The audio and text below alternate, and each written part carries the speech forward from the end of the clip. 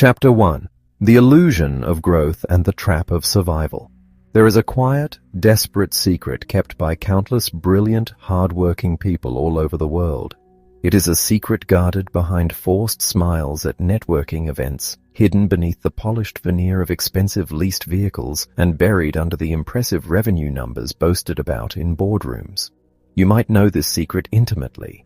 You might be carrying it right now. The secret is the crushing, suffocating reality that despite working longer hours than anyone you know, despite growing your revenue year after year, and despite pouring your absolute soul into your work, you are barely surviving financially. You are generating massive amounts of cash, yet at the end of the month, there is absolutely nothing left for you.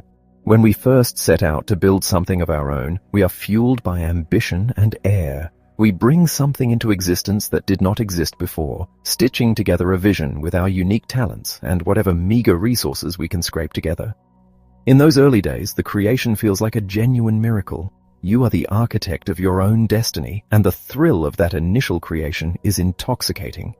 But for so many of us, that beautiful miracle eventually undergoes a dark and quiet transformation. Without us even realizing when or how it happened, the miracle mutates into a relentless, cash-eating monster. The monster demands constant feeding.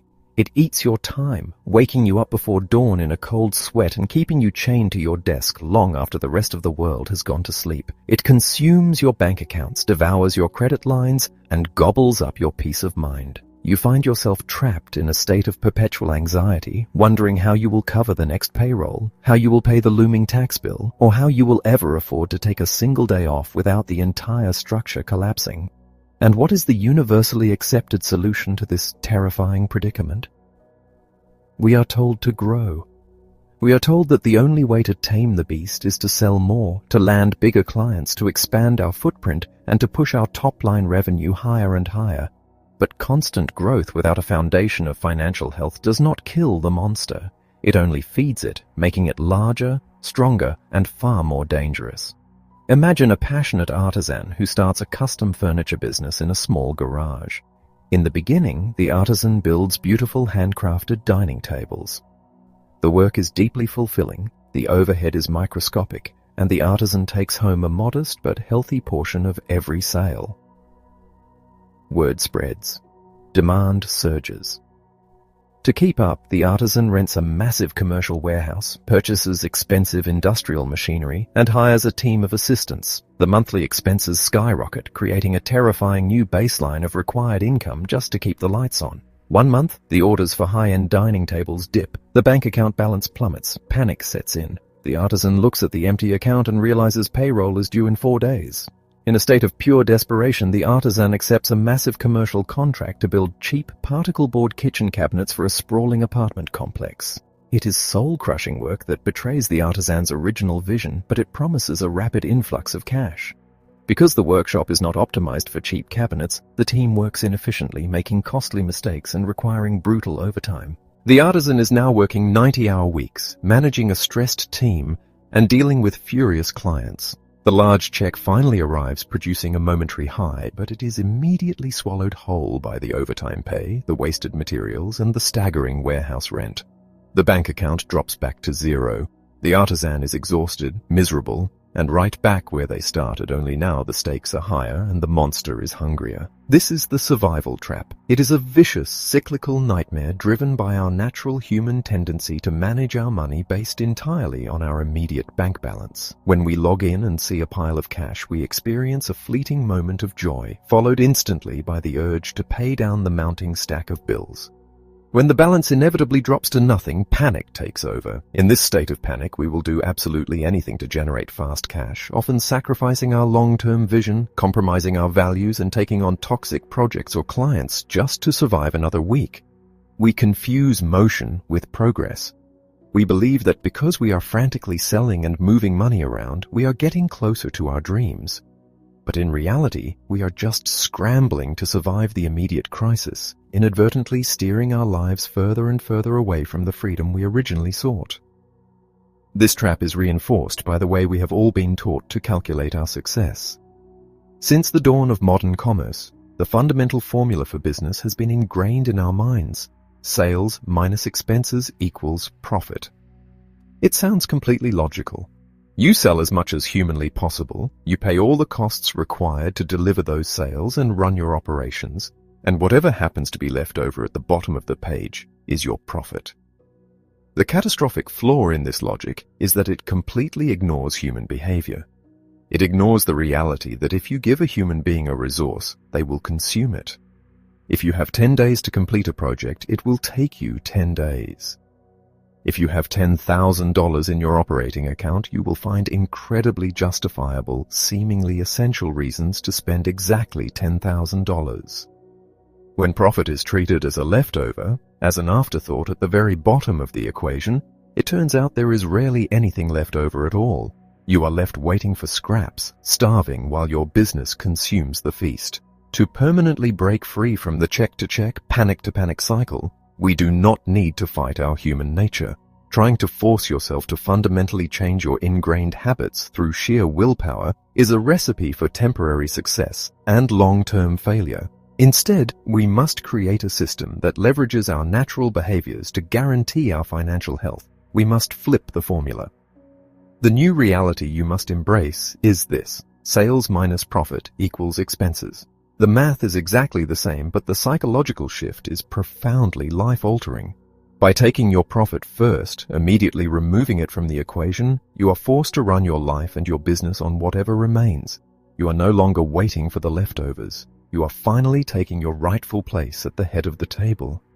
You are stepping out of the illusion of growth and stepping into the reality of permanent, unshakable health. And as you are about to discover, the mechanics of making this shift are surprisingly simple, but the impact will echo through every single aspect of your life. Chapter 2.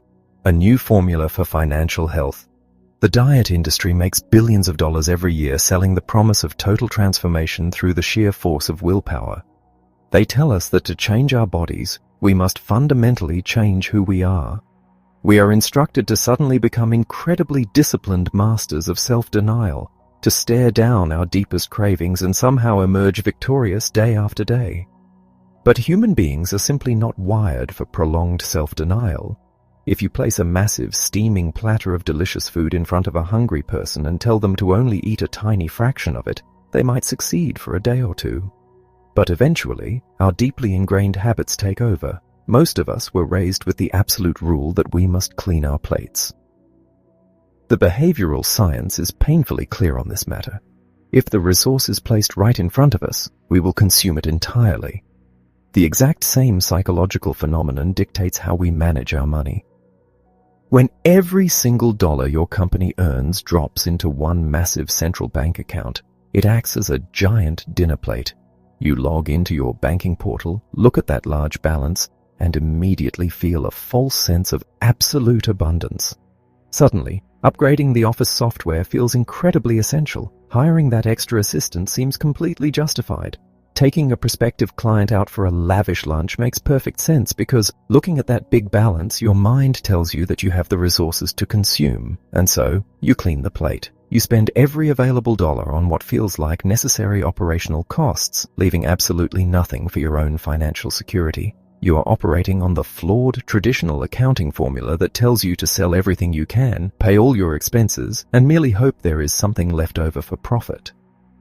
The secret to lasting change, whether in your physical health or your financial wealth, is not to wage a daily war against your natural human tendencies, but to cleverly leverage them.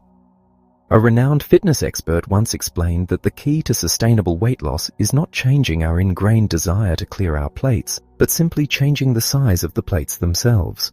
When you use a much smaller plate, you naturally serve yourself a smaller portion, taking in fewer calories, while still getting the deep psychological satisfaction of eating everything placed in front of you. This is the exact philosophy we must apply to your business finances. Instead of trying to miraculously curb your spending habits through sheer willpower, you must create an environment where you intentionally restrict the amount of cash visibly available to spend on your daily operations.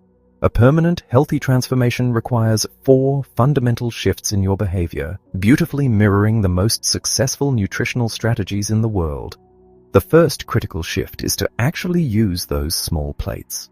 Instead of pouring all your hard-earned revenue into one giant operating account and treating it like an endless buffet, you must immediately disperse your incoming cash into several distinct, smaller accounts.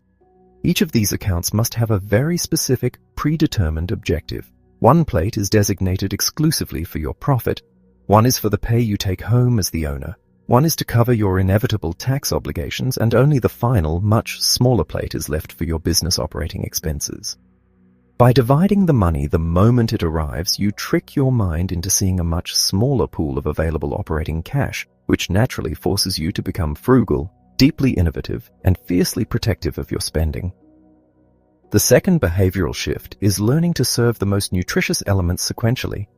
When sitting down to a meal, if you eat the vegetables first, you absorb the vital, life-sustaining nutrients before filling up on empty calories. If you leave the vegetables for last, they almost always remain untouched on the side of the plate. In your business, profit is the ultimate nutrient. It is the absolute lifeblood that ensures your long-term survival and freedom. Therefore, you must always serve your profit first. The moment revenue lands in your business, you must move a designated percentage straight into the profit account. Next, you fund your own salary account, ensuring your personal needs and your family are fully supported. Then, you fund the tax account. Only after these three critical elements are fully served do you look at the remaining cash to determine what you can actually afford to spend on your business operations. If there is not enough money left on that final plate to cover your current expenses, the answer is never to steal from your profit. The answer is the harsh, necessary realization that your business is operating inefficiently, and you must ruthlessly eliminate those expenses to survive. The third shift acknowledges our profound human weakness in the face of persistent temptation. If a platter of warm, chocolate-covered pastries sits on your kitchen counter all day, you are going to eat them. Willpower will eventually crack under the strain of proximity. The only foolproof way to avoid eating the pastries is to ensure they are never brought into the house. You must apply this same absolute physical barrier to your money. If your newly created profit and tax accounts sit in the exact same online banking portal as your operating account, you will eventually face a stressful cash crunch and easily convince yourself to just borrow the money for a few days. We both know that borrowed money never gets repaid. To permanently remove the temptation, you must move your profit and tax accounts to a completely separate, entirely inconvenient bank. You must make it incredibly difficult to access those funds. Do not set up online viewing, do not carry the checkbooks, and make the process of withdrawing that money so painful and tedious that you only do it for its true, intended purpose. Finally, you must enforce a consistent rhythm. People who eat only when they are starving tend to binge uncontrollably, consuming whatever is closest and fastest. The healthiest approach is to eat small, regular meals to maintain balance and prevent a state of biological panic. For years, you have likely managed your business cash flow by the seat of your pants, paying bills randomly when a big check happens to arrive and slipping into a cold panic when the account is bone dry. You must step out of this chaos and establish a controlled, recurring cadence for your cash flow. By getting into a rhythm of allocating your funds and paying your bills strictly twice a month, you begin to see the true heartbeat of your business.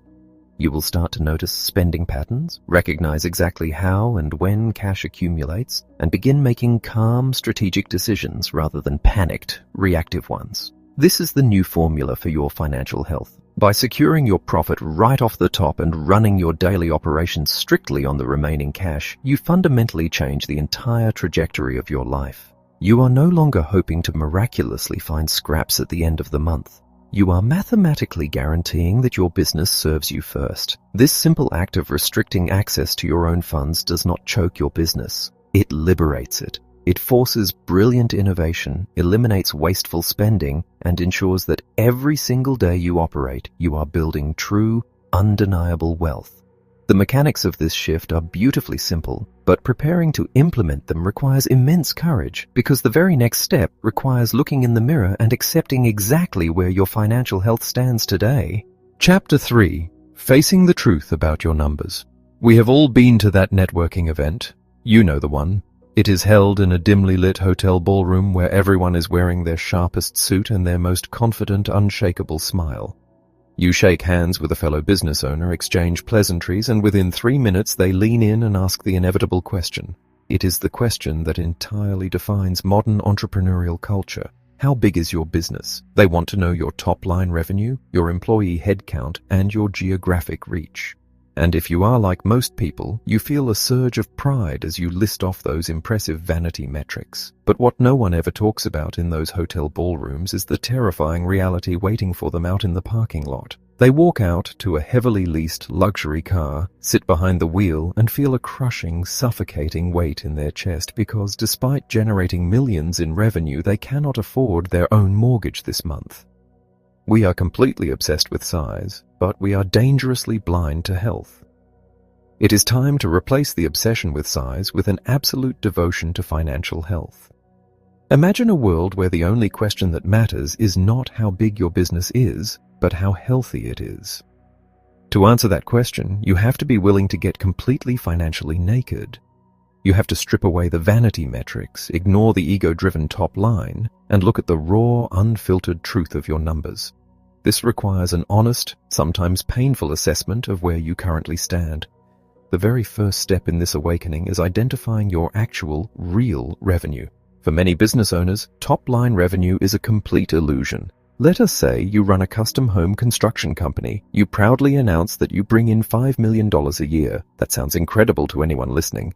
But to build those magnificent homes, you spend $4 million on lumber, concrete, roofing materials, and specialized subcontractors who do the physical labor. That $4 million is not your money. It never was. It is merely passing through your hands to someone else's bank account. Your real revenue, the actual money your business generates to operate internally and pay its own people, is only $1 million. When you manage your business believing you have $5 million to play with, you make terrible, bloated spending decisions. You must base every financial target, every hiring decision, and every lifestyle choice on your real revenue. Once you understand the real money you have to work with, you must confront the painful reality of where that money is currently going versus where it desperately needs to go. This is the true moment of awakening. You must calculate the exact percentage of your real revenue that you have historically allocated to profit, to your own pay, to taxes, and to operating expenses. For the vast majority of business owners, this initial assessment reveals a massive, gaping wound. We call this the bleed. You will likely discover that you are bleeding cash into wildly bloated operating expenses while completely starving your profit and owner's pay accounts. You might find that your business is operating at a strict break-even point, meaning that a single lost client, a delayed payment, or a minor economic shift could send you spiraling into catastrophic debt. Seeing the bleed laid out in black and white can feel like a punch to the gut. It exposes the lies we tell ourselves about how well we are doing. But it is also the most liberating moment of your professional life because you can finally stop shadowboxing with financial anxiety and start treating the actual disease. Determining your ideal, target percentages is an exercise in profound honesty. It forces you to evaluate the actual physical work you do every single day. In the early days of a business, you might print the title of Chief Executive Officer on your premium business cards, but the reality of your daily life is entirely different. You are the janitor, the lead salesperson, the customer service representative, the marketing director, and the visionary all rolled into one exhausted human being. If you are doing the grueling work of 3 full-time employees, your owner's pay must absolutely reflect that intense labor. You cannot pay yourself poverty wages just to artificially inflate the company's bottom line or afford a fancy new office space. That is not entrepreneurship. That is self-imposed servitude. Your business exists to serve you, to elevate your life and secure your family, not the other way around. As your company inevitably grows and you hire a capable team to take over the daily operations, your percentage of owner's pay will naturally decrease. You will step out of the daily grind and step into true leadership, meaning the bulk of your financial reward will transition from an employee salary to rich, consistent profit distributions. But until that day comes, you must fiercely protect your own compensation. You are the most important employee in your company. If you burn out from financial starvation, the entire enterprise collapses. Facing this truth is often devastating. It is entirely normal to feel a wave of shame or embarrassment when you realize you have been running a business that looks incredibly successful on the outside, but is fundamentally broke on the inside. You might want to retreat, to hide behind the busy work of answering emails and putting out daily fires, rather than confront the stark reality of your numbers. Do not let the fear of reality keep you in the dark. Equally dangerous is the trap of perfectionism. It is so easy to fall into analysis paralysis, agonizing over finding the perfect decimal point exact percentages for your highly specific, wonderfully unique industry before you take a single step. Let go of the need for perfection. The exact numbers matter far less than the direction you are heading. If you spend weeks researching public companies and pulling historical tax returns just to delay the emotional discomfort of making a change, you are allowing the monster to keep eating. The goal right now is simply awareness and immediate action. This honest assessment is the grand turning point of your entrepreneurial journey. It is the moment you permanently stop hoping for a miraculous windfall, a sudden buyout, or a magical surge in sales to save you. You now have a clear, unflinching map of exactly where you are bleeding and exactly where you need to heal. The vanity metrics are gone. The illusion of top-line success has been shattered. What remains is a blank slate, a powerful new philosophy, and the undeniable truth. Armed with the reality of your numbers, you are finally ready to put this brilliant system into daily motion. Chapter 4. Setting the system in motion. There is a profound difference between knowing what you need to do and actually doing it. You have looked at the raw, unfiltered reality of your numbers. You have confronted the terrifying gap between the money your business generates and the money you actually keep. But staring at a map does not transport you to your destination. The journey only begins when you take that very first, terrifying step forward. For many hard-working people, this is precisely where the paralysis sets in.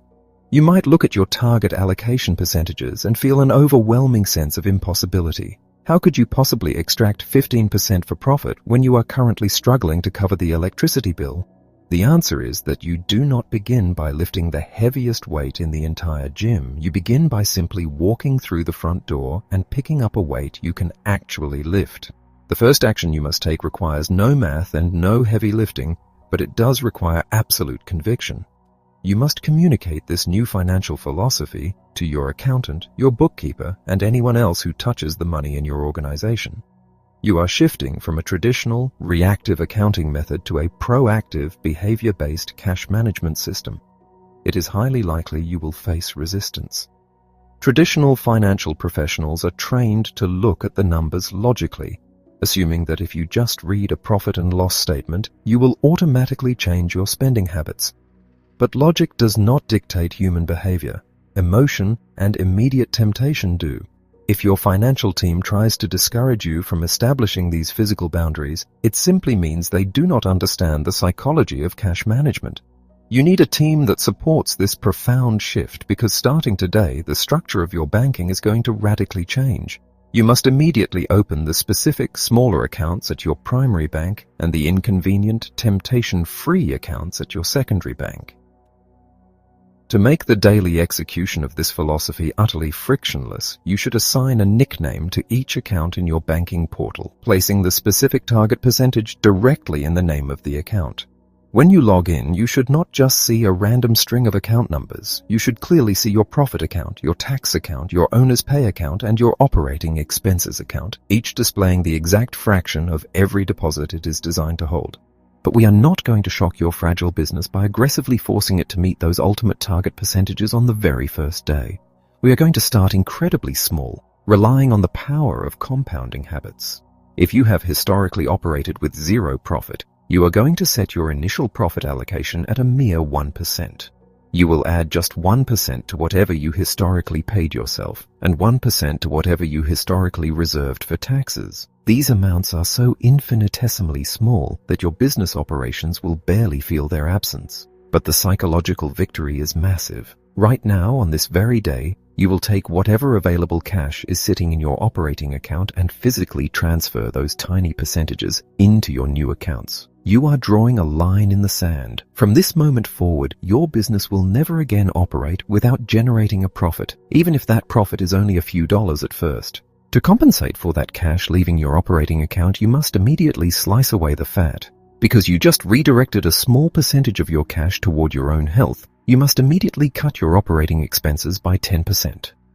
You do not do this gradually. You print out your entire ledger of expenses for the past year and you ruthlessly hunt down anything that is not absolutely essential to the survival of the business.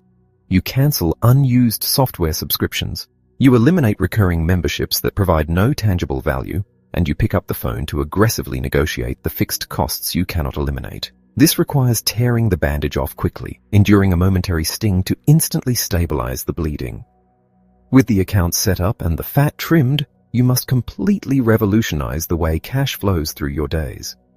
Think of an incredibly talented restaurateur who runs a bustling neighborhood bistro. Every single day, she logs into her bank account. On Monday, a large catering check clears, so she immediately pays the massive meat vendor invoice.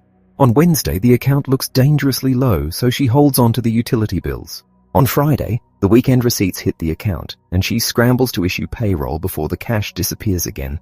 She is managing her business through a constant, chaotic noise, reacting to every ripple in the water without ever seeing the true tide. This erratic, panic-driven rhythm is exactly how most businesses die. To cure this, you must establish a rigid, unyielding cadence for your cash flow. You will no longer pay bills or move money every day. You will restrict all of your financial allocations and outward payments to just 2 specific days a month, ideally the 10th and the 25th. Every single dollar of revenue that comes into your business will simply sit and accumulate in your primary account until those specific days arrive. When the 10th of the month rolls around, you will look at that accumulated pile of cash and distribute it into your smaller accounts based on your established percentages.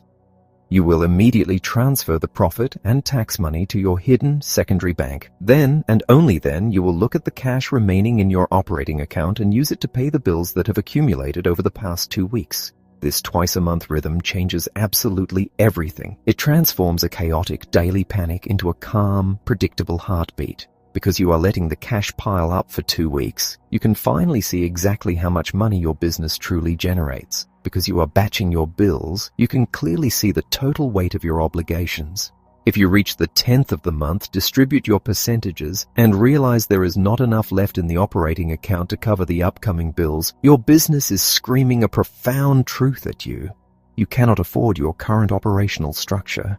It forces you to make necessary, difficult decisions well in advance of an actual crisis. As you settle into this calm, bi-weekly heartbeat, you will eventually reach the first day of a new quarter. This is the moment where the entire philosophy physically rewards you for your discipline. Every 90 days you will look at the cash that has slowly accumulated in your hidden profit account, and you will extract exactly 50% of it as a profit distribution. The remaining 50% stays untouched, serving as an ever-growing, unshakable cash reserve that acts as a fortress against future economic downturns. But the half that you take out must be used for one specific, non-negotiable purpose. You must spend it on your own personal joy. You cannot use your quarterly profit distribution to buy new equipment for the business. You cannot use it to pay off a lingering corporate debt. You must use it to take your family on a vacation, to buy that ridiculously expensive espresso machine you have always wanted, or to simply go out for an extravagant dinner. This is the critical psychological anchor of the entire system. When you physically hold the cash that your business generated and you spend it on something that brings you deep personal happiness, you forge an unbreakable emotional bond with your company. Your business is finally serving you, rewarding you for the immense risk and crushing stress you have endured for years. Also on this quarterly date, you will pull the accumulated funds from your tax account to comfortably pay your estimated quarterly taxes, effectively neutralizing one of the greatest sources of entrepreneurial anxiety. After celebrating your quarterly reward and settling your taxes, you must take one small, deliberate step forward. You will slightly adjust your percentages for the upcoming quarter, nudging your profit and owner's pay up by just 1 or 2% and squeezing your operating expenses down by the same tiny fraction. You will repeat this gentle tightening every 90 days, quarter after quarter, slowly migrating your business from its current fragile state toward its ultimate permanent health. This financial rhythm must eventually bleed into your daily operational focus. True efficiency means organizing your daily tasks around the things that actually generate health. Your daily attention should be fiercely protected and directed toward 3 distinct priorities: tasks that generate immediate, highly profitable cash, tasks that profoundly delight and retain your absolute best clients, and tasks that build repeatable systems so you never have to do the same manual labor twice.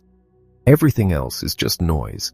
By ignoring the noise, starving the wasteful expenses, and consistently rewarding yourself every 90 days, you will transform that wild, unpredictable, cash-eating monster into an obedient, powerful engine that funds your absolute freedom. Chapter 5. Breaking the Chains of Debt. There is a dangerous, unspoken myth in the business world that possessing the outward trappings of wealth is the exact same thing as actually being wealthy. We see an entrepreneur driving a pristine imported sports car, operating out of a sprawling glass-walled corner office and picking up the tab for a lavish 5-course steak dinner, and we instantly assume they have made it to the mountaintop. We equate their aggressive spending with undeniable success. But the terrifying reality is that well-dressed poverty is still poverty.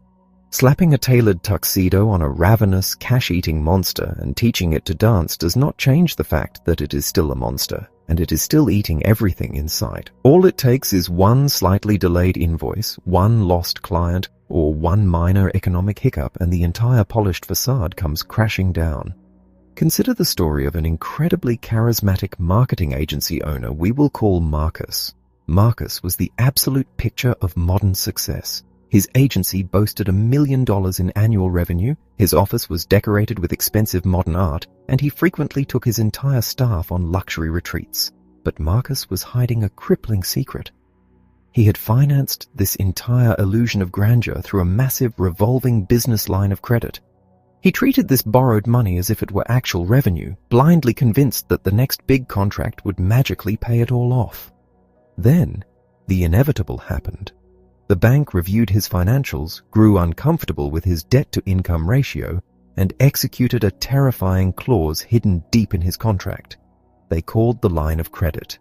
Marcus was given exactly 30 days to repay hundreds of thousands of dollars that he simply did not have. In a single afternoon, his perfectly curated life dissolved into absolute panic. When life forces our hand and calls our line, our immediate, desperate instinct is to react to the pain. We scramble, we negotiate, we sell everything we can, and we work ourselves into the ground to survive the immediate crisis. This is the financial equivalent of a brutal, unsustainable crash diet. If you suddenly realize your health is in jeopardy, you might restrict yourself to nothing but grapefruit and water for a month. You will undoubtedly lose weight, and the immediate pain of the crisis will subside, but because you have not fundamentally changed your relationship with food, the moment the pain is gone, the old habits return with a vengeance. The water is replaced with soda, the grapefruit is replaced with pastries, and the weight comes rushing back. The exact same psychological cycle applies to debt. If you only focus on grinding your way out of a financial crisis without changing your underlying emotional relationship with money, you are mathematically guaranteed to end up right back in debt the moment the panic fades.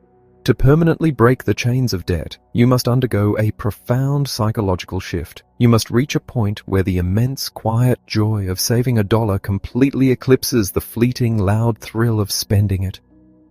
We are deeply emotional creatures, driven far more by the pursuit of pleasure than the logic of a spreadsheet. The only way to sustain a life of true financial freedom is to train your mind to associate deep satisfaction with frugality. When you choose to bypass a flashy purchase, you must consciously celebrate that decision. You must feel a genuine rush of adrenaline knowing that the money is sitting safely in your account, building an impenetrable fortress around your life, rather than lining the pockets of someone else. There is a brilliant psychological game you can play to build this emotional muscle, completely changing how you view your daily spending. Imagine a bakery owner who decides her storefront desperately needs a brand new, top-of-the-line espresso machine to impress her morning customers. The machine costs several $1,000s. She has the credit available, and the old machine, while functional, is a bit slow. As she drives toward the restaurant supply store, she actively challenges herself to wait just one more day. She tells herself that if she still absolutely needs it tomorrow, she will buy it then. The next day, she looks at her old machine, realizes it is still making perfectly acceptable coffee, and challenges herself to wait just one more day. This becomes a private, exhilarating game. The thrill of delaying the purchase replaces the thrill of acquiring the object. Eventually, she realizes she never needed the machine at all, and the thousands of dollars she saved become a permanent victory for her business. but emotional games alone will not erase the crushing debt you have already accumulated. To stop the bleeding, you must execute a ruthless, unflinching process known as the debt freeze. This requires immense courage because it forces you to look at every single dollar you are spending and justify its existence. You must print out your bank statements, your credit card bills, and your payroll reports, and you must attack them with a highlighter. You are looking to identify the absolute minimum expenses required to keep the lights on and deliver your core service to your customers.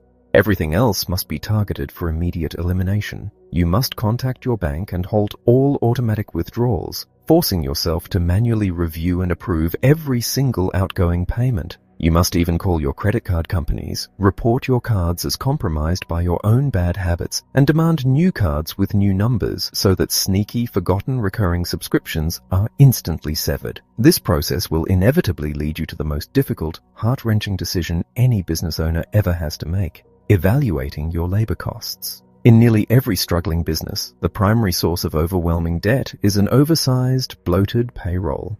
We hold on to employees because we care about them, because we hate the emotional pain of letting people go, and because we have convinced ourselves that we cannot possibly do the work ourselves anymore. But keeping a sinking ship overstaffed does not save anyone. It simply guarantees that everyone will eventually drown together.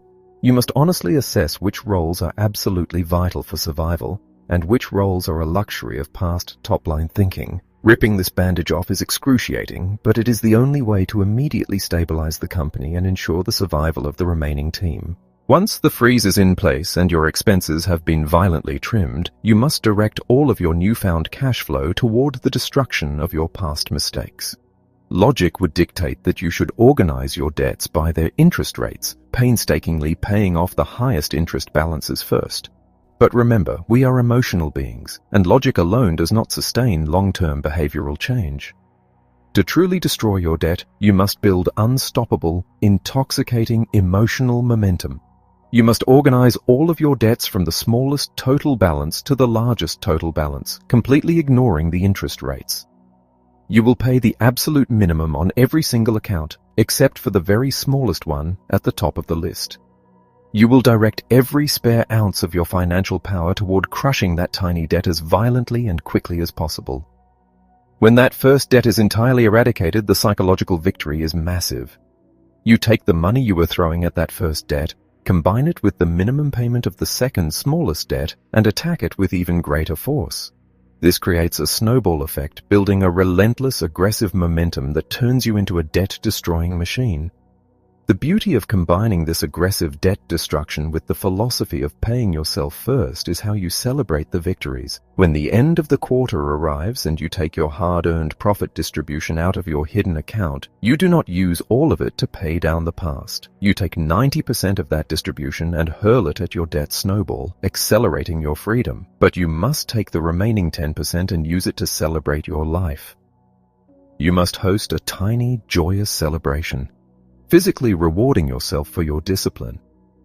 This ensures that even in the darkest, most difficult days of digging out of a financial hole, your business is still serving you, still bringing you joy, and still proving that true, unshakable wealth is entirely within your grasp.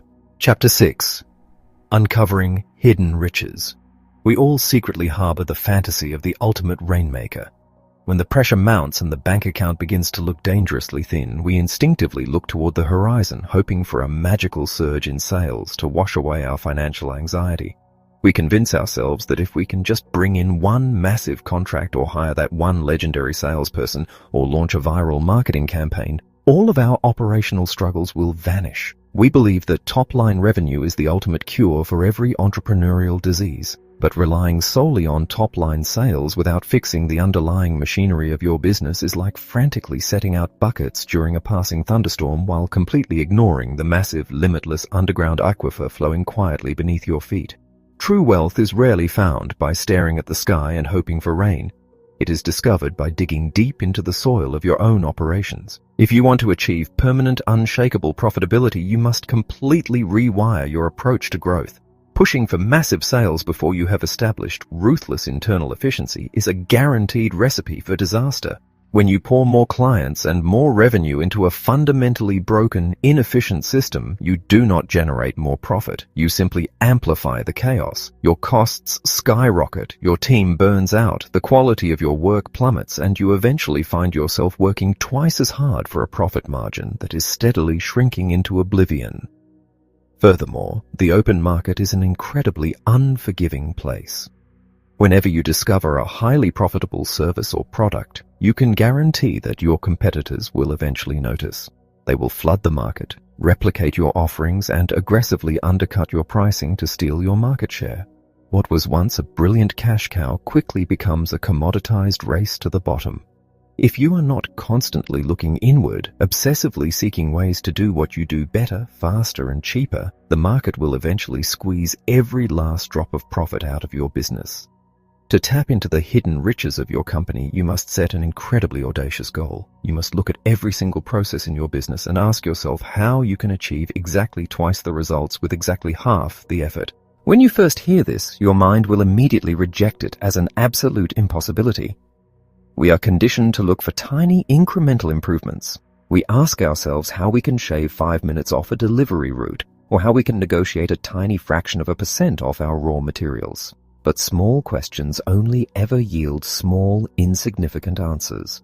If you want to dramatically transform your bottom line, you must force your brain to grapple with seemingly impossible constraints. Imagine a family-owned commercial bakery that supplies fresh bread to local restaurants. The owners were desperate to increase their profits, so they naturally assumed they needed to double their client base. They poured money into marketing and hired new salespeople. But when they paused to look at their internal efficiency, they realized a shocking truth.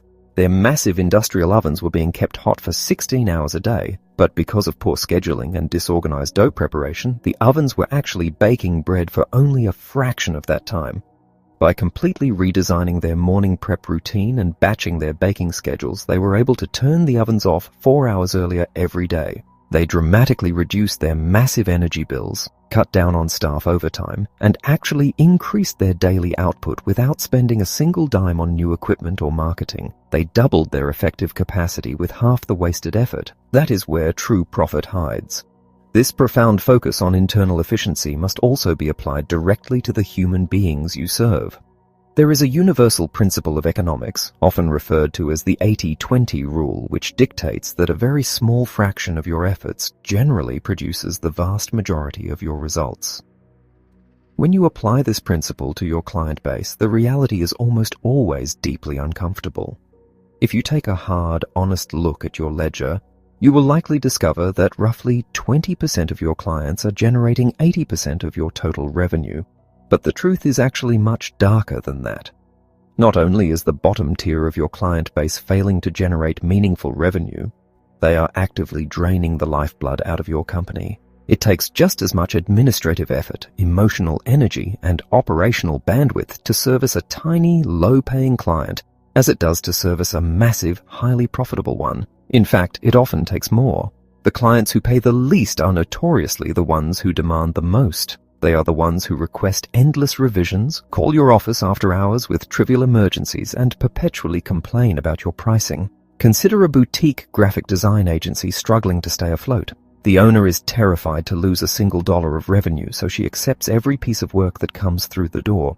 She has a handful of incredible high-paying corporate clients who respect her boundaries and trust her creative vision. But she also has dozens of small, demanding clients who pay rock-bottom rates for simple logos and spend weeks agonizing over font choices, draining the morale of her entire design team. The profits generated by the brilliant corporate work are being completely cannibalized to subsidize the endless hours wasted on the toxic, low-paying clients. To uncover the hidden profit in your business, you must do the unthinkable. You must fire your worst clients. You must politely, professionally, and permanently sever ties with the people who consume your resources without generating a return. This goes against every survival instinct you possess. It feels like you are voluntarily throwing money out the window. But the moment you eliminate that toxic bottom tier, something miraculous happens. The immense emotional weight lifts from your team. The relentless administrative headaches vanish. And most importantly, you suddenly have a massive surplus of time and energy to dedicate entirely to your absolute best clients. Once the dead weight is gone, you must obsessively study the top tier of your clientele. What specific traits do they share? What exact problems do they hire you to solve? Why do they value your work so highly? When you understand the anatomy of your perfect client, your singular mission becomes cloning them. You adapt your entire marketing strategy, your service offerings, and your internal systems to attract and perfectly serve that one specific type of ideal customer. When you build a hyper-efficient system designed to deliver extraordinary value to a highly specific audience, your profit margins do not just grow, they explode. This brings us to the final, most seductive trap that destroys entrepreneurial profitability: the illusion of the easy upsell. When you have a captured audience, it is incredibly tempting to offer them unrelated services just to capture more top-line revenue. Imagine a master carpenter who has built a highly efficient, incredibly profitable workshop dedicated entirely to crafting custom hardwood dining tables. One day, a wealthy client asks if the carpenter can also tile their master bathroom. The carpenter looks at the budget, sees a pile of easy money, and says yes. To complete the job, the carpenter has to drive across town to purchase specialized tile saws, grout, and waterproofing materials. Because he is not a professional tile setter, he works slowly. He makes mistakes. He has to tear out a section of the wall and start over. He ends up working late into the night, paying his assistant massive overtime just to finish the job to an acceptable standard. When the dust finally settles, the carpenter realizes that the profit margin on the tile job was virtually non-existent due to the steep learning curve and the cost of new specialized tools.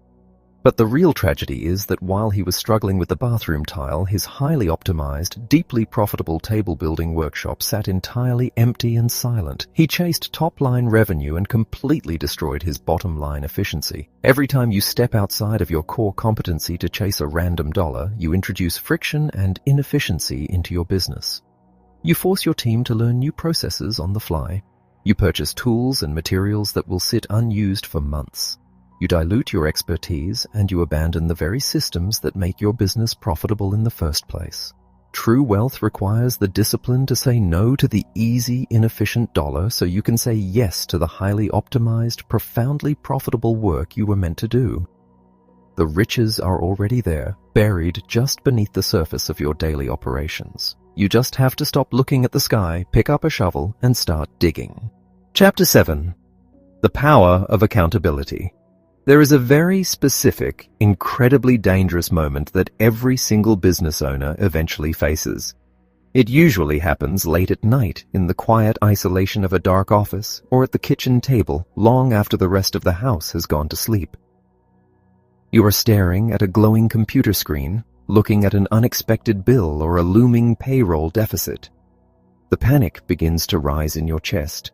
You know that you have established your new financial system. You know that the money sitting in your tax account and your profit account is strictly off limits. But in the suffocating silence of that midnight panic, a quiet, incredibly persuasive voice whispers in your ear. It tells you that this is an unprecedented emergency. It tells you that you will just borrow a tiny amount from the profit account for a few days, and you will absolutely put it back the moment the next client check clears. In that isolated moment, you are your own absolute worst enemy. You are entirely capable of inventing brilliant, perfectly logical-sounding excuses to steal from your own future, completely dismantling the financial boundaries you worked so hard to build. This is the tragic flaw of the human condition. We possess a nearly infinite capacity to lie to ourselves. We call these justifications little white lies, softening the reality of our actions so we do not feel the sting of our own failure. But the truth is, willpower is a fragile, finite resource. If you rely solely on your own internal discipline to maintain this permanent financial shift, you will eventually experience a moment of weakness, and the entire system will unravel. The only known cure for this inevitable internal sabotage is external accountability. When we attempt to endure a painful, difficult transformation entirely alone, the burden often becomes too heavy to carry. But when we endure that exact same struggle alongside others who are walking the exact same path, the pain is miraculously diminished.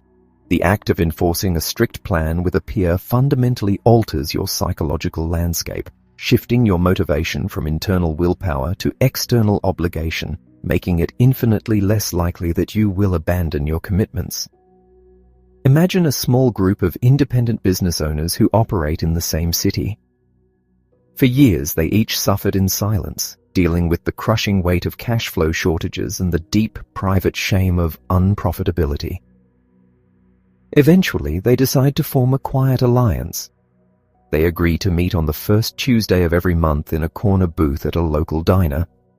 But this is not a casual networking event where they exchange business cards and boast about their top-line revenue. This is a pact of absolute financial vulnerability. One particular month, one of these owners, a woman who runs a mid-sized commercial printing company, faces a catastrophic equipment failure. The repair bill is staggering and her operating account is completely empty. She sits at her desk, her hand trembling over her computer mouse, preparing to transfer the funds out of her sacred, untouched profit account. She has the perfect excuse. It is a true emergency, but as she goes to click the button, a vivid image flashes in her mind. She pictures the worn vinyl of that diner booth. She imagines looking across the table at the other three business owners, people who have fought just as hard as she has to scrape together their own tiny profit margins. She visualizes the agonizing embarrassment of sliding her bank statement across the table and confessing that she broke the pact.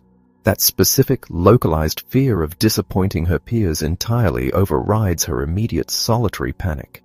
She pulls her hand away from the mouse. She leaves her profit untouched. Instead, she picks up the phone, calls her vendors, and negotiates a brutal but manageable payment plan for the repairs. She survives the month. When the first Tuesday rolls around, she slides her bank statement across the diner table with a fierce, undeniable pride. The group did not give her a loan, nor did they fix her printing press. They simply provided a psychological guardrail that saved her from her own worst, most destructive instincts. This is the profound, life-altering magic of a dedicated accountability group. By establishing a recurring rhythm of meetings, you break your massive, intimidating financial goals into small, manageable milestones. But establishing this kind of group requires a very specific, somewhat counterintuitive approach. Your first instinct might be to partner up with your absolute best friends, assuming that trust is the most important factor. But bringing your closest friends into this process is a devastating mistake. Your closest friends love you deeply, which means they are completely hardwired to comfort you. When you show up to a meeting and confess that you raided your tax account to pay for a marketing campaign, your best friend will instinctively pat you on the back and tell you that it is okay, that you had a tough month, and that you will do better next time. Comfort is the absolute enemy of accountability. You do not need a shoulder to cry on, you need a mirror that reflects the absolute truth. You must select peers who share your exact same values and your burning desire for profitability, but who possess the emotional distance required to look you in the eye and call out your excuses. Furthermore, true accountability cannot rely on verbal promises. We are far too skilled at spinning narratives to make our failures sound like strategic decisions. When you meet with your accountability partner or group, there is only one acceptable currency, and that is visual proof. You must bring the printed statements from your profit and tax accounts, or share the raw, unedited screenshots of your balances. You cannot lie to a piece of paper, and you cannot manipulate the cold, hard numbers on a bank statement. By exposing the indisputable evidence of your actions to another human being, you permanently eliminate the dark, isolated corners where financial self-sabotage grows. The path to permanent wealth is steep, and the gravity of your old habits will constantly try to pull you back down into the valley of the survival trap. You will face unexpected expenses, terrifying dry spells, and moments of profound self-doubt. You cannot walk this path alone. You must find your people. You must step out of the shadows of your own financial secrecy, expose your raw numbers to the light, and allow the power of shared struggle to forge a discipline within you that you could never possibly generate on your own. Chapter 8. Leveling up your wealth machine. When someone makes the life-altering decision to transform their physical health and run a marathon, they do not wake up on the very first day, lace up a pair of pristine new shoes, and attempt to sprint 26 miles. If they tried, their body would quickly rebel. They would collapse in agonizing pain, feel a crushing sense of defeat, and likely never run another step in their life. Instead, a wise runner starts by simply walking around the block. Then, they build up to a brisk jog, and eventually, they complete their first triumphant 5-kilometer race. The same profound psychological strategy applies to successful weight loss programs. The most effective methodologies in the world do not ask you to focus on losing 100 pounds right out of the gate. They ask you to focus on losing just 10% of your body weight. They understand that human beings are fueled by the emotional momentum of stringing together small, manageable victories. If you have established your core foundational accounts, successfully cut your wasteful expenses, and felt the immense pride of taking your very first profit distribution, you have successfully run your first financial 5-kilometer race. You have stretched your muscles, built your endurance, and proven to yourself that permanent profitability is entirely within your grasp. Now that your business is stabilizing, it is finally strong enough to take on a heavier, more sophisticated workload. It is time to level up your wealth machine. As your company scales, the basic 4-account structure will occasionally require more nuance to give you absolute, crystal-clear visibility into your cash flow. By adding a few advanced, highly specialized accounts to your banking structure, you will eliminate the last remaining shadows of financial ambiguity and transform your business into a hyper-efficient, self-sustaining ecosystem. The first and most critical upgrade is the creation of a master income account. In the foundational system, your revenue flowed directly into your operating expenses account, acting as a temporary holding tray before you allocated your percentages. But as your transaction volume grows, mixing unallocated incoming revenue with your available operating cash can blur your vision. The income account acts as a pure, untouched collection hub. Every single dollar your business generates lands here first. It sits quietly, completely isolated from your daily spending until your designated allocation days arrive on the 10th and 25th of the month. By separating incoming revenue from outgoing operational cash, you are instantly granted a flawless, real-time picture of exactly how much money your business has collected and precisely how much you actually have available to spend. Once your money is safely routed through the income account, you must prepare for the absolute certainty of unforeseen disaster by establishing the vault. While your primary profit account serves as a baseline rainy day fund and the source of your joyous quarterly distributions, a scaling business requires a much deeper, more formidable fortress. The vault is an ultra-low-risk, interest-bearing account designed to hold a minimum of 3 full months of operating cash. This means that if the economy completely collapsed tomorrow and your sales dropped to absolute zero, your business could continue to pay its team and keep the lights on for 90 days without a single drop of new revenue. Imagine a highly specialized logistics firm that transports sensitive medical equipment. For years, they relied on one massive hospital network for nearly 70% of their revenue. One afternoon, without any warning, the hospital network is acquired by a national conglomerate and the logistics contract is immediately terminated. If this firm were operating check to check, this event would be an immediate, fatal death blow. Panic would ensue, mass layoffs would happen the next morning, and the business would fold within weeks. But because the owners had diligently funded the vault, the termination was certainly a crisis, but it was not a tragedy. The vault gave them a guaranteed 90-day runway to calmly pivot their strategy, aggressively market to new regional clinics, and rebuild their client base without making a single panicked, desperate decision. The vault does not just buy you time, it buys you the emotional clarity required to save your own life. As you navigate larger contracts and more complex service offerings, you will likely encounter the dangerous illusion of the massive upfront payment. Suppose you run a digital marketing agency and you land a landmark 12-month contract with a global brand. The client is thrilled and decides to pay the entire $120,000 fee upfront. When that massive check clears, your brain releases a tidal wave of dopamine. You feel incredibly, instantly rich. You might be tempted to immediately upgrade your office furniture, hire a new designer, or give yourself a massive bonus.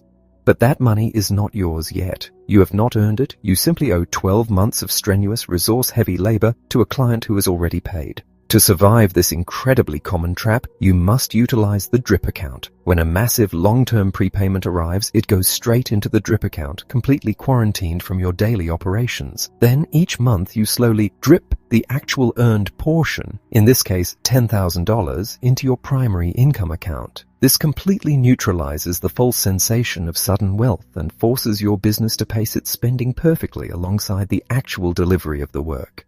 You can apply this exact same specialized logic to your other unique business needs, establishing a materials account to isolate funds strictly required for physical goods, an equipment account to slowly save for massive future machinery purchases, or a tax account dedicated entirely to hoarding the sales tax you collect on behalf of the government. But leveling up your wealth machine is not just about organizing your bank accounts. It is about weaponizing your internal efficiency. We discuss the powerful economic principle that 20% of your clients generate 80% of your revenue. But there is a second, equally critical layer to this rule. 20% of the specific products or services you offer generate 80% of your actual profit. The ultimate advanced growth strategy is discovering where these two realities intersect, a concept known as the Pareto overlap. You must relentlessly analyze your data to find the golden overlap. Which of your absolute best, most reliable clients are consistently purchasing your most highly profitable, easily delivered services? Once you identify this specific intersection, you have found the undisputed blueprint for your empire. You must aggressively shed the toxic clients who demand your lowest margin services, and you must completely re-engineer your entire marketing and operational infrastructure to exclusively attract and serve the clients residing inside that golden overlap. When your best clients are exclusively buying your best offerings, your profit margins do not just increase, they multiply exponentially. To protect these newfound, accelerating riches, you must deploy advanced psychological warfare against your own worst instincts. You already know that you must move your tax and profit accounts to a hidden, secondary bank. But you can take this a step further. Log into your banking portal and officially rename your tax account to the government's money. It is incredibly easy to convince yourself to temporarily borrow from an account vaguely labeled taxes. It is psychologically terrifying to initiate a transfer out of an account explicitly labeled the government's money. You can also instruct your bank to completely hide these accumulation accounts from your primary dashboard, meaning that when you log in to pay your bi-weekly bills, those funds are literally invisible to your eyes. By deploying these advanced accounts, optimizing your golden overlap, and aggressively hiding your own wealth from yourself, you construct an unshakable financial fortress that practically guarantees your permanent prosperity. Chapter 9. The Lifestyle of True Freedom. There is an iconic, universally recognized moment in professional sports that happens the exact second a team wins a massive championship. Amidst the falling confetti and the deafening roar of the crowd, a reporter shoves a microphone into the face of an exhausted, triumphant athlete and asks what they are going to do next. The athlete looks directly into the camera, flashes a breathless smile, and screams that they are taking their family to a famous amusement park. It is the ultimate expression of victory, a declaration that the grueling, punishing work is finally over and the time for pure, unadulterated celebration has arrived. As a business owner, you have likely poured just as much sweat, tears, and agonizing effort into your company as any elite athlete pours into their sport. Yet for years, you have probably denied yourself that championship moment, funneling every spare dime back into the endless gaping maw of your company's operational expenses. But when you finally flip the formula and begin extracting your profit first, a profound shift occurs.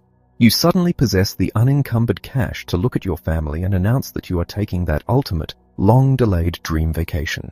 And the most miraculous part is that, contrary to all your deepest fears, pulling that money out does not starve your business. It actually forces it to run leaner, faster, and more efficiently. The ultimate goal of this entire financial philosophy is not simply to build a company with a robust balance sheet. The ultimate goal is absolute financial freedom. True financial freedom is defined as possessing the unshakable ability to do whatever you choose to do, exactly when you choose to do it, without a single moment of panic. It means reaching a serene, unassailable point where the money you have diligently saved and invested yields enough interest to effortlessly support your entire life. But this level of freedom cannot be achieved if your personal financial habits are fundamentally broken. Your business and your personal life are inextricably linked. They are essentially Siamese twins that share a single, beating financial soul. You cannot run a brilliantly disciplined, profit-first company during the day and return home to a chaotic, debt-fueled personal life at night. You must take the exact same psychological guardrails that saved your business and aggressively apply them to your household. Just as you did with your company, you must completely revolutionize your personal banking structure by establishing your own set of small plates. You begin with a personal income account, the central hub where your new, predictable owner's pay lands twice a month. From there, you immediately distribute funds into highly specific accounts. You fund a personal vault, starting with just 1 month's rent or mortgage, aggressively building it over time toward a formidable 8-month emergency reserve. You fund a recurring payments account designed to hold the exact mathematical average of your fixed and variable household bills, plus a 10% buffer for unexpected fluctuations. You arm yourself and your spouse with debit cards tied strictly to a day-to-day account, creating a hard, physical boundary for groceries, clothing, and date nights. Finally, any remaining cash is ruthlessly funneled into a debt destroyer account, utilizing the psychological momentum of the snowball method to obliterate your personal liabilities. To protect this new personal ecosystem, you must confront the insidious temptation of consumer credit. You must take a pair of scissors and violently cut up your credit cards, severing your ability to spend money you have not yet earned. However, because the life of an entrepreneur can occasionally subject you to unpredictable economic turbulence, you are permitted to keep exactly one credit card strictly reserved for catastrophic emergencies. You must place this card in a sealed envelope, hand it to a deeply trusted friend, and institute a brilliant psychological safeguard.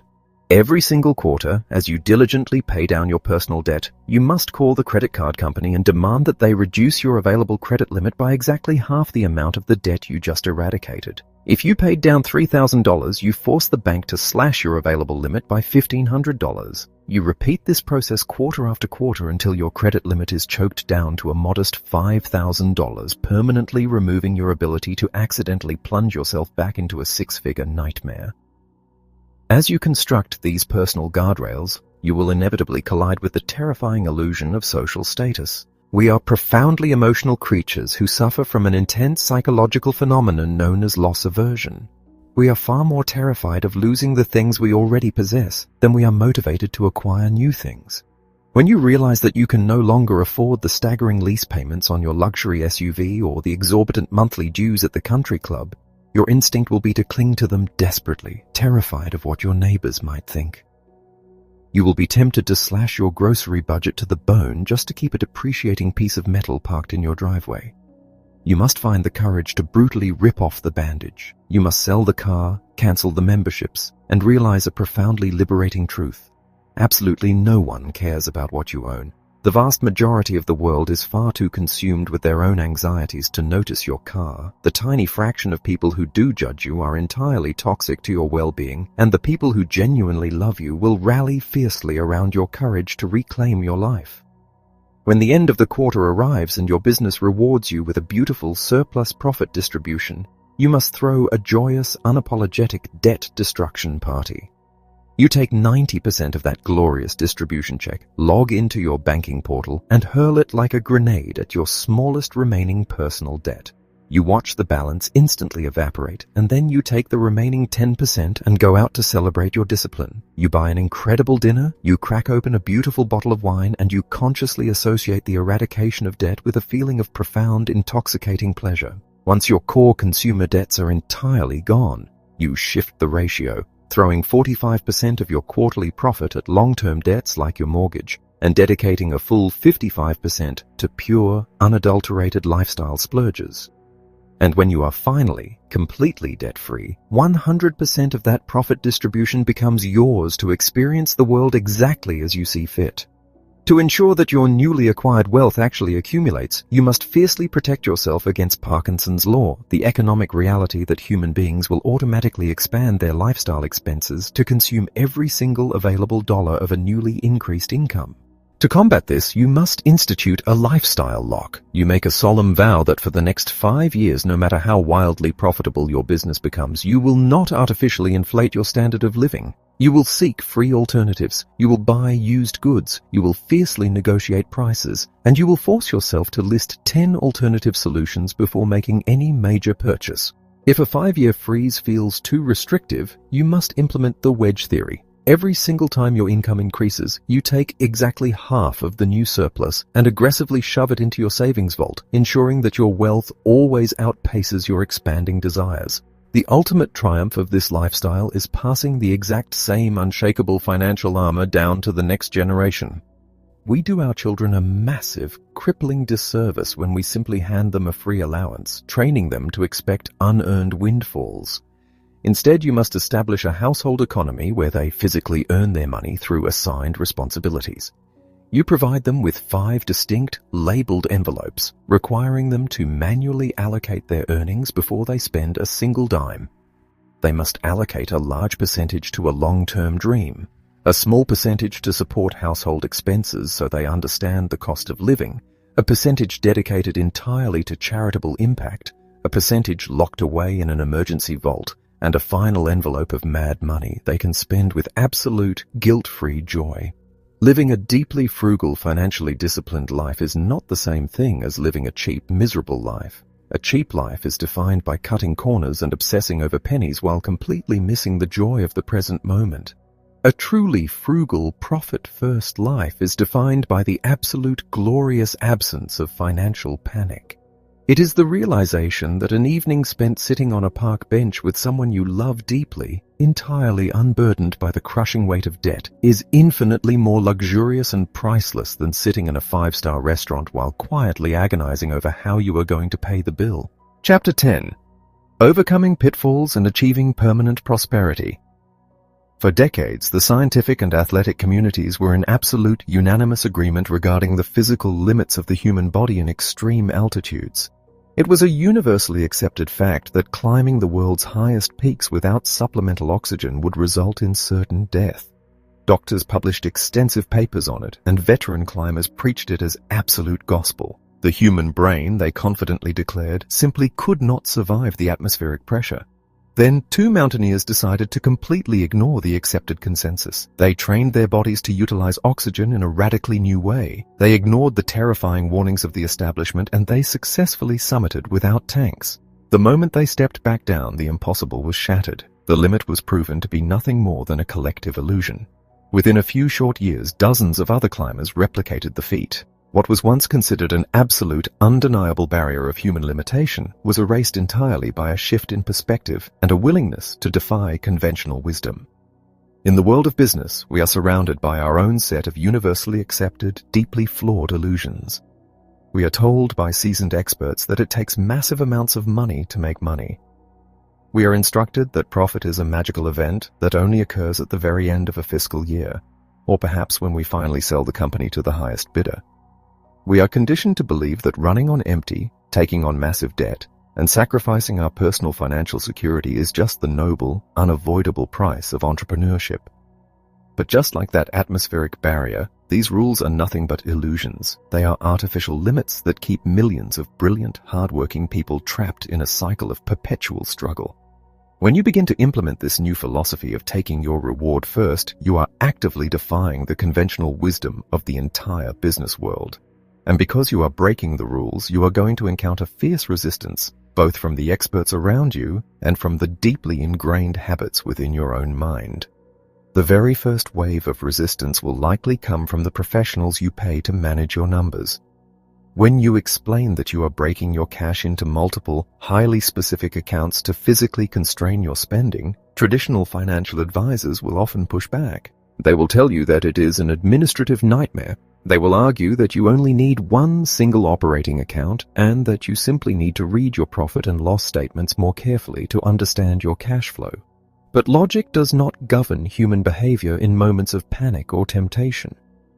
If reading a spreadsheet were enough to change human behavior, every single business owner on earth would be a millionaire. When an expert tells you to abandon this system and return to traditional accounting, ask yourself how many of their clients actually possess a massive, untouchable reserve of liquid cash.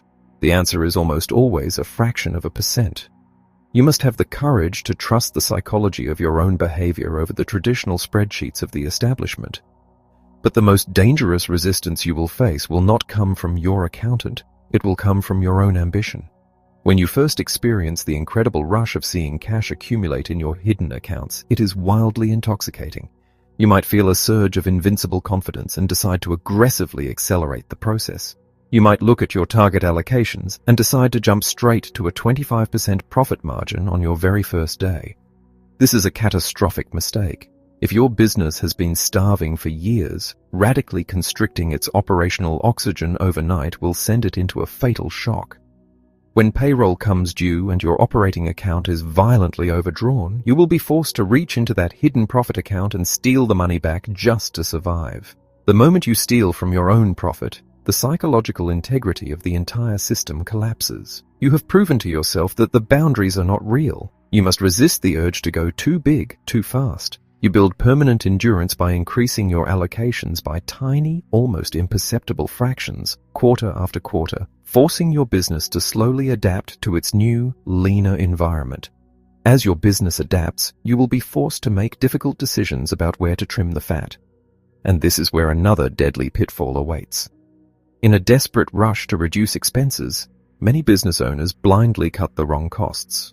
They cancel the software that automates their most tedious administrative tasks, or they sell the premium equipment that allows their production team to work twice as fast. They cut the very muscle that generates their efficiency simply because it represents a line item on an expense report. But true financial health is not about refusing to spend money, it is about refusing to waste money. You must fiercely protect the assets and tools that allow you to deliver breathtaking results with half the effort. You cut the lavish office space, the toxic vanity projects, and the bloated subscriptions, but you vigorously defend the strategic investments that multiply your actual productivity. Even if you navigate the expense cuts perfectly, your own mind will eventually try to trick you with the most seductive, destructive lie in the entrepreneurial playbook, the illusion of reinvestment. You will face a slow month or an unexpected opportunity to purchase a failing competitor, and you will look at that massive, beautiful pile of cash sitting in your profit account. You will tell yourself that you are not stealing it. You are simply plowing it back into the company. You will call it a strategic reinvestment. But let us be absolutely clear. Taking money that was mathematically designated as your personal reward and using it to cover operational deficits or chase top-line growth is just theft disguised as ambition. If your business requires more money to operate or grow, it must generate that money through its own operational efficiency, or you must deliberately secure outside funding. The moment you use your profit to subsidize your operations, you are feeding the monster again. This exact same psychological trickery will try to convince you to raid your tax account. As you become more disciplined and your profit margins skyrocket, the amount of money pouring into your tax reserve will become staggering. You will look at that massive balance and convince yourself that there is absolutely no way you will owe the government that much money. You will assume you have oversaved, and you will quietly borrow a few $1,000s to fund a new marketing campaign or pay yourself an unearned bonus. But the brutal, beautiful reality of a highly profitable business is that you will inevitably owe significantly higher taxes. That massive tax reserve is not a miscalculation. It is the ultimate proof that you are succeeding. When the fiscal year ends and the true tax bill comes due, discovering that you spent the government's money is a nightmare that can instantly bankrupt a healthy company. You must view that tax account as completely legally untouchable. Avoiding these pitfalls requires a profound level of humility. It requires you to remember the darkest moments of your journey, the nights you laid awake wondering how you would survive the month.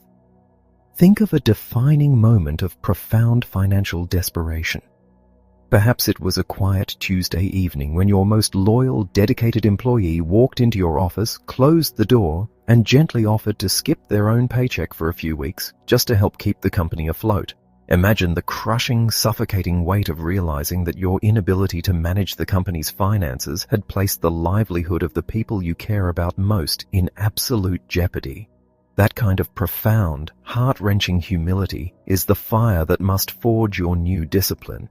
You must remember that feeling of absolute failure every time you are tempted to break the rules, to steal from your profit, or to chase the illusion of top-line vanity.